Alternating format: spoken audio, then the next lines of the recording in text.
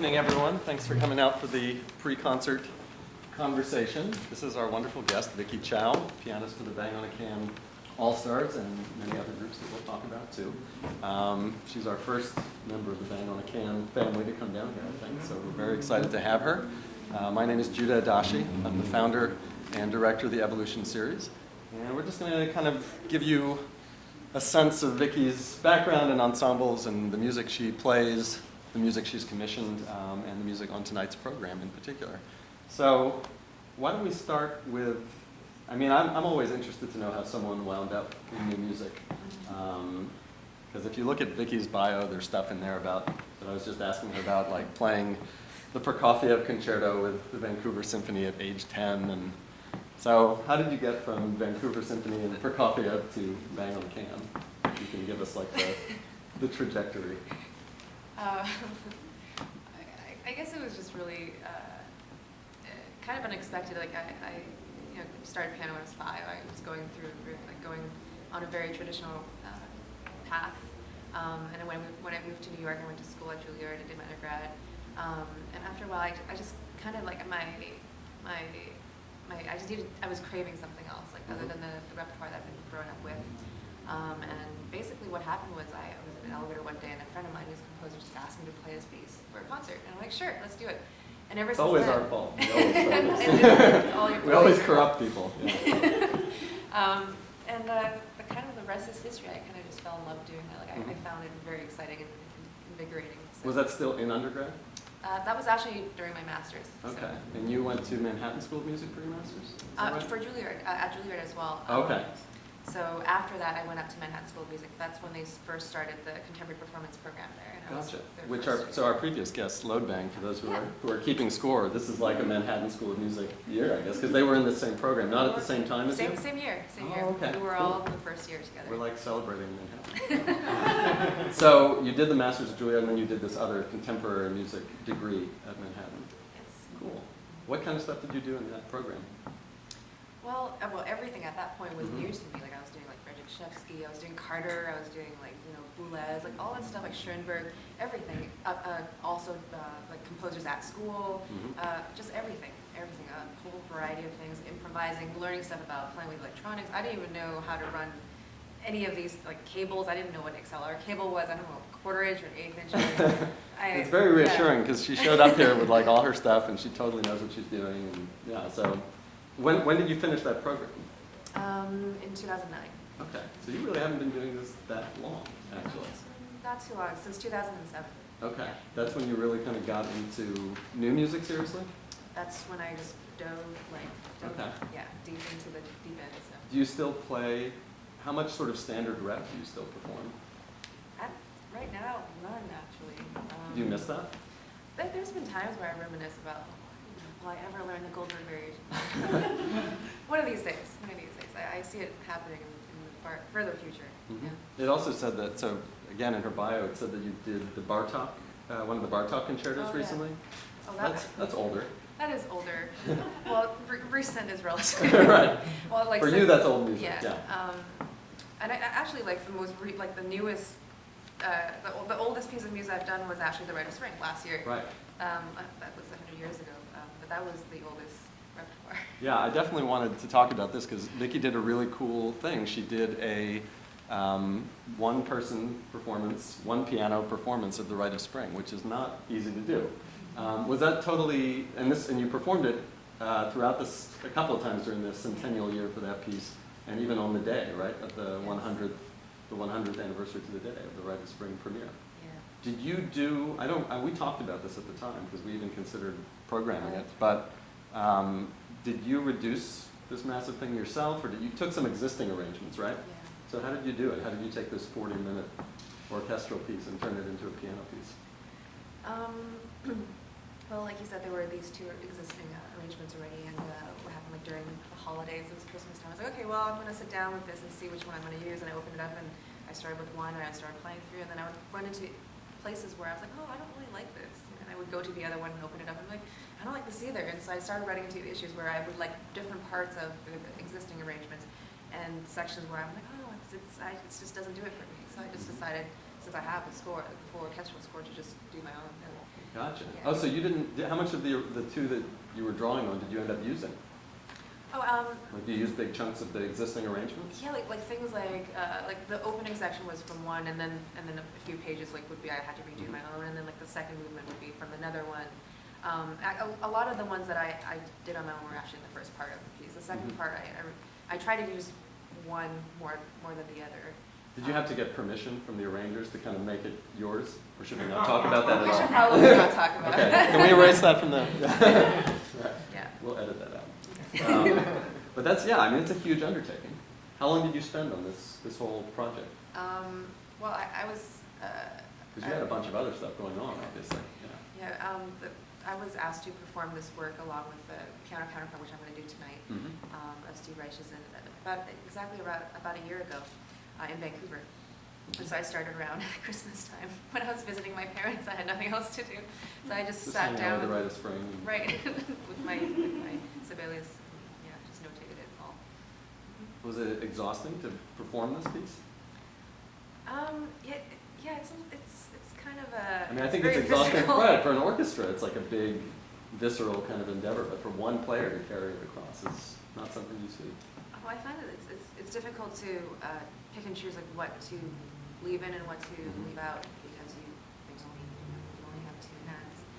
There's so many lines going on at the same time all the time. So you try, and what I found when I was reducing it was just you try to like hint at the fact that these things don't kind of happening. So you don't play the whole thing; you play some of it, and then you play the other things, and you kind of go back to it. It's like it's implied, Implied, kind of but it's introduced into the texture, right. and then you pretend it's still there. Right, and you always just kind of go back to it, just like a small, like a glimpse, like it's still there. You just don't hear it. Do you think it's like that's an isolated project, or are you going to keep performing it in some way?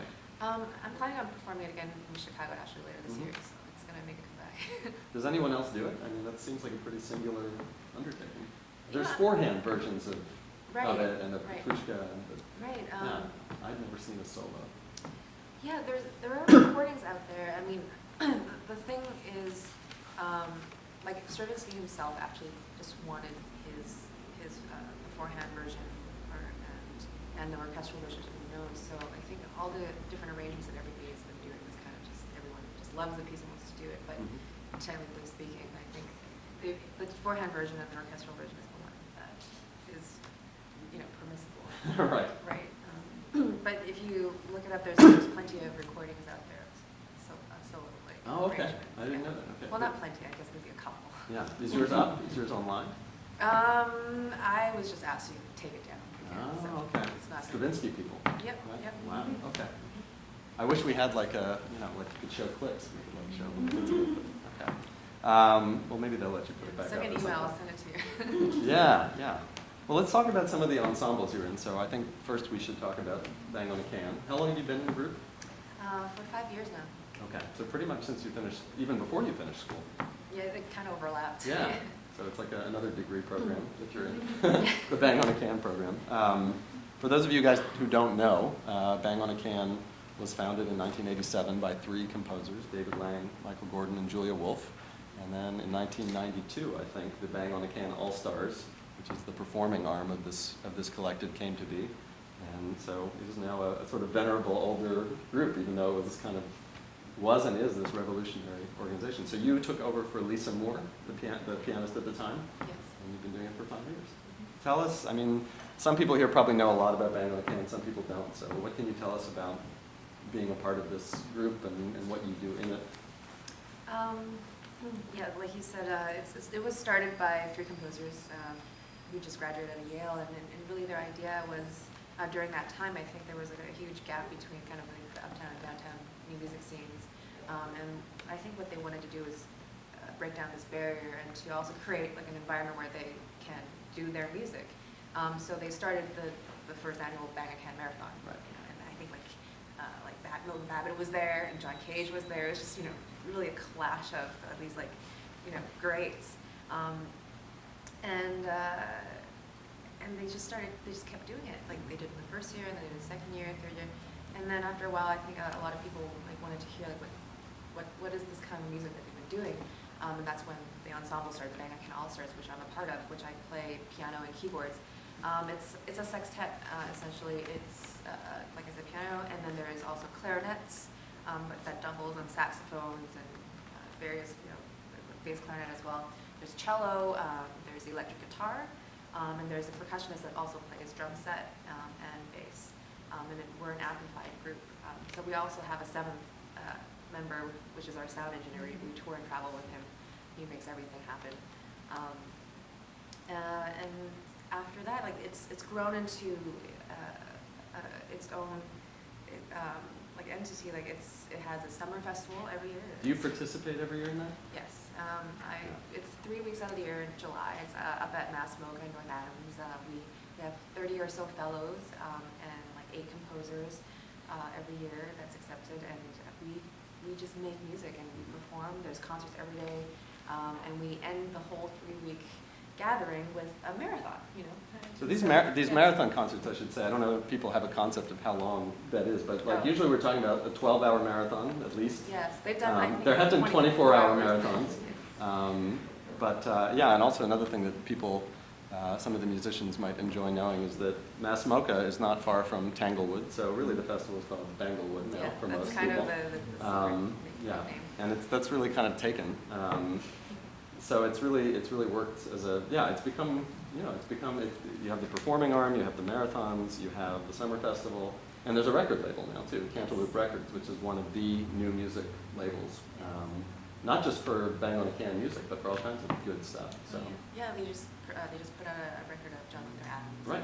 Yeah. And Nuxuit and Caleb Burns just put out Ken Thompson also just with Jack Quartet. So they do their own music, but they also welcome other composers and younger generations too. And you tour a lot. Like when we were planning this concert, there's a trip to Russia coming up. There's all kinds of stuff, right? So traveling is a big part of this for you. Yeah, there's a lot of touring. Actually, talking about Banglewood, this upcoming trip to Russia is actually like the first time we're doing a similar thing up in Moscow. Okay. So we're having like a Moscow wood, like instead of Banglewood, it's Moscow. Banglewood. Yeah. So there'll be a week like the end of this month, and we have a few tours coming up in Asia. Like we're going to Korea and in China.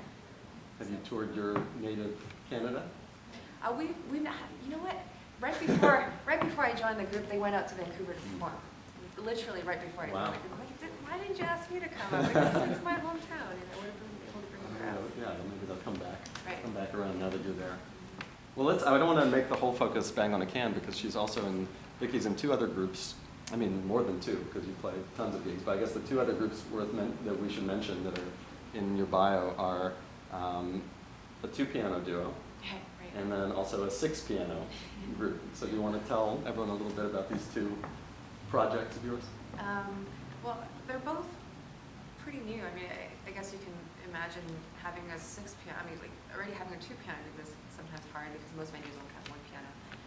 But a 6-piano group, yeah, that's kind of ridiculous. But it's like Piano Circus has been kind of the precedent for that. What's funny though is that anything can become, once you have an ensemble. So I went to, actually when Vicky and I first met was at the Bang on a Can Marathon, the 25th anniversary of Bang on a Can. And there were like 5 pieces for 6 pianos. And so I was like, okay, well, I guess this is self-perpetuating. Because if you have 6 pianos up there, why not? So there's a Steve Reich piece, there's a Julia Wolf piece. Trying to think of what else was on that program we talked about earlier. I think we did a Kate Moore piece? Kate Moore, yeah. So it seemed like, over the course of those 12 hours, I was like, wow, I had no idea this was like a repertoire. This is really cool. So. Yeah, and actually we're going to have a performance out in Michigan at Kalamazoo at the Gilmore International Keyboard Festival in May, and we just commissioned Michael Gordon. He just wrote us a new 6-piano. Which is really interesting for him because he's been writing this series of pieces of matched groups. He has a piece for 6 percussionists playing 2x4s. He has a piece for 7 bassoons, and now a piece for 6 pianos. So he's in this sort of. Is it going to be like one of those? Is it going to be like an hour-long big piece? I think he held back this time. It's a 15-minute. He's trying to restrain. Yeah, but I just saw him on Saturday, and he's like, I really wish that it was. I regret that it's not longer. I'm like, oh, maybe we can make an alternate version. Extended version. Yeah, extended version. So how often does Grand Band, which is the name of her 6-piano group, perform? So far we've been doing things like kind of once or twice a year. Okay, so it's kind of event-based. Event-based, yeah. We were just recently in Detroit at the DIA in December, and again, somehow they managed to get 6 pianos there. Do you guys ever play synthesizers, or is it always at least uprights? We have played, like, for example, at La Poisson Rouge, which the venue isn't that big, so we had to just play on keyboards, and it was cool because now we can actually play intimately together in a circle versus 6 pianos, and the other one, the person's all the way down the end, you can't really see them try and make eye contact. You can't really So you play kind of in the round? Yeah, we're playing in a circle, so that was kind of nice. It's very intimate. And the other group that I play with is X88. We've only done just a few concerts last year, and the logistics for that is that the other pianist lives in Holland, so we don't get together that often. And so that's gonna take a little bit longer to try and plan, just because she's busy, because she is the pianist for a group that's based there called Ensemble Klang, and they're super busy and touring all the time. They visited here, actually. They visited Cuba a few years ago to play Oscar Bettison's music. Oh yeah, okay, of course, yeah. So that's a little bit different. And of course, like Saskia Longhorn, like she's also like had a busy like solo career. She's performed with various ensembles like across Europe. So hopefully, like we were just emailing the other day about like, hey, do you want to try and go to Asia on a tour? So right. Yeah. Meet somewhere in the middle. Not between, but yeah. Yeah. So just getting back to the 6 piano thing, because tonight Vicky is playing a piece called Piano Counterpoint, which is a new realization of 6 pianos. 6 pianos, I think, was done here in Baltimore last year or 2 years ago. And I heard you guys do it at the Bang on a Can Marathon, but it's not done that often because it requires 6 pianos. So tell us about how this arrangement came about and how you gave the North American premiere of Piano Counterpoint, right? So how did this start? Did you seek it out, or did the arranger who you were telling me about earlier kind of find you? Actually, it was Steve Reich. Because a couple years ago we were at a festival together, and he just asked me, hey, like, I want to ask you a question, just like, what do you think about this? So he sent me this arrangement that this guy had made. Vincent Corver is a pianist that's originally from Holland, but studied in London, and he is the founder of this London Steve Reich Ensemble. And he was the one that made this solo arrangement. And at that time, 2 years ago, the premiere hasn't been given yet, the world premiere hasn't been given yet. Vincent had recorded the piece, and it was released on, and actually nominated for a Grammy too, like a couple years ago. But it's never premiered, so he asked me, okay, wait, like, do you think you could do this, and what do you think about the arrangement, about tempo markings? Because this piece is based off of 6 pianos. It's a work that, if you're familiar with Steve Reich's music, kind of like music for 18, there's a lot of sections. It's kind of open, like you get cues from, okay, well, when the clarinets come in, that's when you move to this section, and when the voices come in, they do it 6 times or so, 6 to 8 times, and you move on. Nothing is really set in stone. And 6 pianos is also like this as well. All the rhythms are additive, but it's not set. It's always like, 6 to 8 times, 10 to 12 times, 2 to 4 times, whatever. So there's a lot of flexibility. But the way that this arrangement was made, the person decided to make all of these rhythms 4 times each, and that's what you'll see in the score. So I think he was concerned about. So you kind of constrained some of the flexibility in the right, piece. Yeah. Exactly. And I think he made that choice also because if you're going to be playing with a tape, which you will hear later, it's very static. There's only really 3 moments, or there's 3 larger sections, and there's not a lot of places where you can tell when it's going to end. There's no markers, and so if you miscount, then you're kind of screwed. You might not end with the tape part. Well, I may not still end with the tape part. Who knows? Hopefully, everything will work out in the electronics, in the programming. So when I talked to Steve, I was like, well, it's possible. Actually, you don't have to just play it as like a straight click, a straight tape part like electric counterpoint or Vermont counterpoint, all the other counterpoints. It's possible. Like, you can program it so you can trigger all the events to happen whenever you want to, so you can still have that flexibility of additive rhythms in the live piano part. And he's like, okay, sure. And now you do it. right. Now go ahead and do it. Show me. And I was able to convince him because he was like, well, I really want it so that everyone can do it. Like, is it too tricky to coordinate and et cetera, et cetera. So you actually changed, you adapted the arrangement. Basically, at least for the electronic part. I mean, I feel like everyone, if it's not clear, that's a pretty big deal for Steve Reich to be like, hey, what do you think of this? That's true. So that's nice that he kind of came to you and asked you for your 2 cents about it. Yeah. I remember actually when we first talked about programming this, you were really nervous about having, you had just had or were going to have a Skype session with Steve Reich. It was right, actually it was about a year ago. It was right before I was going to do this. I was still working on the hash. Yeah, it was all new. Like we were just putting it all together. Obviously the Skype session worked out. Yeah. Were you demonstrating stuff for him, or were you guys just going through the score? I think we were just going through the score, trying to figure out like what we can or cannot do, what we should do. And well, we were also at that point, like I was trying to make a tape part for him too, so we just kind of go back and forth about the mix and stuff like that. So. Gotcha. So what you're going to hear tonight, just so you know, is you're going to hear Vicky playing live with 5 other Vickies, basically, right? That are kind of cued, that you're triggering periodically. And so that's that flexibility that you built into this. Yeah. Cool. Yeah. Okay. Why don't we talk about some of the other pieces on the program? Because the Donnacha Dennehy piece was new to you, right? Or had you heard it before?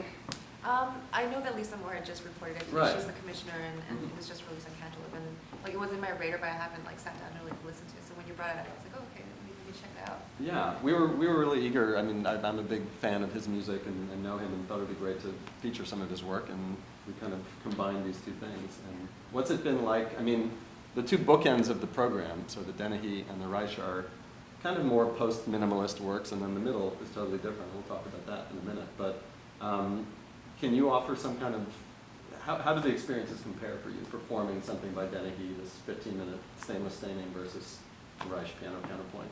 Nothing is triggered in the Dennehy, right? That's just a pre-recorded tape Yes. part. And you play along with a click track. And yeah, everything you'll hear in the tape part are kind of like extended, like harmonics that's been pre-recorded, all piano sounds. Well, the funny thing about that, I was mentioning to Michael earlier, like that, although it's a tape part and it's all written out the way he notated the score, there are a lot of repeats and loops. They're written out loops, but then they're not just repeated once. There's a lot of times it's like, well, repeat like 5 times and then play through the music a couple bars and then do another loop like 3 times. So there's a lot of those kind of things going on. So there's some similarities to the Reich, like whereas like the loopings are not set, they're not square, they're not just like, you know, coupled or whatever. It's kind of unpredictable. It's always kind of changing subtly. Like you don't notice it, but it's there. You know? is one of the pieces, it's a funny question, but is one of them more stressful for you to play than the other? Well, for me, I think the Dennehy, because like I really have to count, make sure I'm like, I was like, okay, 18 times, all right, make sure I like. Because you're kind of in 18 charge times. with the Reich, like you're kind of, yeah. Yeah, I can choose to move on whenever I want to. I can't go backwards, so, but yeah. Not with that stopping. And then Ryan Francis, this is a composer that I think we both feel more people should know, so we're really glad that we kind of could put this in the middle here. Ryan Anthony Francis is a composer that I met at the Aspen Festival. We were both students there, and I thought his piano music was great. So the 2nd season of this series, I programmed a piece of his called Consolations, this really beautiful solo piece. And unbeknownst to me, you guys worked together a couple of years later, became close, worked on, and Vicky has a whole CD of his music, which we have for sale downstairs. And we're going to do these wind-up bird preludes. Can you say a little bit more about those? Were they written for you, or were they already written when you came to them? When I first came to them, the 3 of them were already written. Okay. And then when we were going to do this recording project for Zadok, then he was like, I want to expand the set to include 8 preludes. So they're not necessarily like dedicated to me, but it was written while we were still working together. I remember at that time he was still handing me pages. Always great in a recording session. Yeah. Right. It's like I'm supposed to record these soon, and then he just started handing me like, here's the new prelude. So the wind-up preludes, as the name suggests, it's like based off of Haruki Murakami's novel, The Wind-Up Bird Chronicle. And the way that Ryan tied it in together is, if you're familiar with that book, or his writing style in general, he's always alluding to different types of music or pieces of music in his stories. So there's, I think the opening scene for before that book is about. It's the character making spaghetti, and the phone rings, and he's listening to the Thieving Magpie, right? And so so the opening prelude, that's what Ryan does. He quotes all these things. He quotes the Magic Flute. He quotes like some Schumann. So you'll hear familiar tunes in a different, like notated and harmonized in a different way. When I walked in here and Vicky was finishing warming up, it's almost like hearing an orchestral musician practice excerpts, because you hear all these little things you think are familiar. But Ryan he's a pianist himself, right? Yeah. And so it's very, very pianistic and very idiomatic music for the piano, and just a total contrast in terms of lyricism and stuff from, I think, these big minimalist fillers that we put on the outside of this program. Yeah. So yeah, hopefully you'll be able to get a nice sense of art from that. Let's talk about some of the other composers you've worked with, maybe a couple of the big pieces, commissions that you've been doing, things that are coming up. So one of the big pieces from last season, or I guess even, is it this season that you did the Tristan Parrish piece, Surface Image? Yeah, that's about a year ago. Yeah, so let's talk a little bit about that, because Tristan Parrish writes also kind of a post-minimalist style. He's really into using one-bit electronics. And so talk about it's hard to invoke without a picture, but tell us a little bit about this piece, Surface Image, where you premiered it and what it looked like, what that involved. Well, I first met Tristan several years ago, through Donnacha and that world, and I've always really enjoyed his music, and I think like he's also seen me perform. We've talked about working together. I remember a few years ago he had his first album was like One Bit Music, and then his second one, I remember going to the release of that, it was One Bit Symphony. Right. One Bit Symphony is actually like, you buy the CD and it's like a chip, right? Right, yeah. It's yeah. Literally just plug in your earphones and you turn it on, and the chip performs the work live. So it's not a pre-recording. At this very low quality kind of one-bit grainy raw sound. Right. Yeah. So at that time, like he was starting to explore kind of like with me in different like multiple layers of writing. Because I think before it was more singular and linear, but he's one bit symphony, right? Like so. So I remember, okay, I really want to work with him, and I want something. What would be interesting? Like he's written stuff for violins, and like 10 speakers or something, like or a harpsichord and like two speakers. And I thought, well, yeah, piano and 2 speakers, 4 speakers. No, that just doesn't work. It doesn't. It's not big enough. Like the piano is like a really large instrument.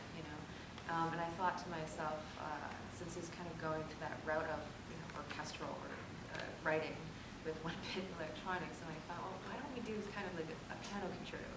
So then I thought, why don't we do a piano and 40 speakers, like kind of emulating an orchestra, but with all of his one-bit electronics. So basically, the work is an evening-length work, and it's the piano with 20 speakers on each side, and each one he's programmed a chip as an individual voice, like like a violin part in an orchestra. So it's like your mini orchestra on stage. Yeah. I have to say, I really wanted to do this piece here, but there was just no way we could fit 40 of these speakers here. Yeah. Or she's looking at it loud now, like maybe we could. Maybe we'll have a return engagement. But you should Google Tristan Parrish Surface Image, because there's a picture, kind of a bird's eye shot of Vicky playing this, and you can see these little tiny speakers on stage. It's a very cool visual It was layout. done at Roulette, yeah. Oh, okay, cool. About a year ago, last year. Have you? So was it just the premiere so far? Have you performed it since? I performed it again just in December up at EPAC in Troy, New York. And actually, we just finished recording it, Okay. so we're going to be releasing the recording of it later this year. So that was really written for you. And that's been, we haven't really talked about that, but I sort of hinted at it with Ryan's pieces, but you've got a lot of pieces written for you. I mean, your name's in the title of a couple of pieces. I'm trying to think of right. the Andy Akiho piece, because we did some of his music on the Load Band concert. Yeah. So talk about, I don't know, other composers you've worked with and Yeah. pieces that have been written for you. Well, there's Andy Akiho. He was also the same year as the Load Band guys. We were all in school together. We were all in the first year at Manhattan School. And at that time, I mean, I don't know if Andy would ever admit this, but like he was playing chamber music. Because he's a steel pan player. He's not. I mean, he can do it totally, but that's not like what he wants to do. Like he's a steel pan player, he's mainly a composer. But when we were in the program, they're like, no, you have to play marimba. You have to be in all the chamber groups. So we were put together to play Jacob Drucken's Come Round. It's not an easy piece at all. Like he really needs to know like how to get around. So we're playing this piece, and that's like when I first met him. And in that piece, I was playing beside the piano a lot and on the keyboard. And so he was like, I really want to write a piece for you, like that utilizes all those things. So he wrote a piece. Actually, it's for me and Vicky Ray. Hence the title VICKI/Y. So, Okay. Yeah. It's for two Vickies. Yeah, there's two Vickies. Gotcha. The West Coast and the East Coast. You each have your turf, that's good. Yeah. Yeah, so I work with Andy, and actually I'll be working with Chris Cerrone. We had a piece of his also on the Low Band concert. And Chris Cerrone, really interesting composer who just had a piece done. It's an opera called Invisible Cities that was done in LA, and he calls it a headphone opera. Like you basically walk into a train station or another giant space, and you put on headphones, and the opera is taking place within just the environment of the train station. So he's a really inventive and theatrical mind. So is he writing something theatrical for you, or is it just more a straighter piano piece? What is it? I think it's just a straighter, a larger piano work with electronics. Because like he has a shorter piano work that can perform a couple parts to record, and it's about 8 minutes with lightly processed piano sounds. So I need to talk to him about that. We'll be doing something next season. So that'll be exciting. It's interesting to hear you said like 5 minutes ago that when we started talking, the electronic stuff was pretty new to you. Oh yeah. So like when did that start to become part of? Actually, when I picked Vicky up at the train station, she was like, "Sorry, my suitcase is so heavy because it's got all these electronic things in it. I'm going home and I need to like try these things out." So when did that become part of your life that you have to travel with pedals and all kinds of things and kind of practice? I mean, this is a huge part of the music you commission and the music you play. That is true. I kind of partly blame it on the composer. Right. No, it's something that I actually really enjoy doing. It's you spend your entire time on an instrument. When you hear a piano, it's undeniably a piano. It can't really. It's hard to. It sounds like a piano. You can't really change it. It's so hard to change it. So for me, I remember like whenever I work with composers and commission composers, I always ask, can you do something really cool, like something that I can't do on my own? Make the piano more than a piano. More than a piano, exactly. Just really expand it. And I like the conversations we have with electronics. And I also really enjoy it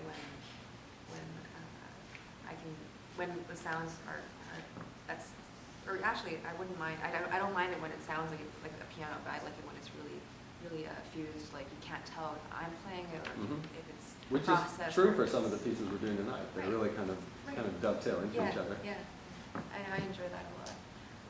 And now it's I travel with everything. I bring everything with me. I even play with an iPad now, so it's kind of taken over my life. You live and die with digital stuff, basically. Right. Yeah. Although that's the wind-up bird preludes. That's just old school, basically. But it's funny because although that's on your iPad too. Or actually, did you bring paper? You brought paper. I brought paper. That's the original score I learned on. It's funny because when I first met Ryan, like one of the things that I kind of fell in love with his music was because of the fact that like some of his music is kind of digital or electronic music based or influenced. He kind of brings that back. He brings the electronic influence back to bear on his acoustic music. Exactly. One of the I won't be performing it tonight, but one of the first, actually the opening track on the CD, it's an etude. It's the first one.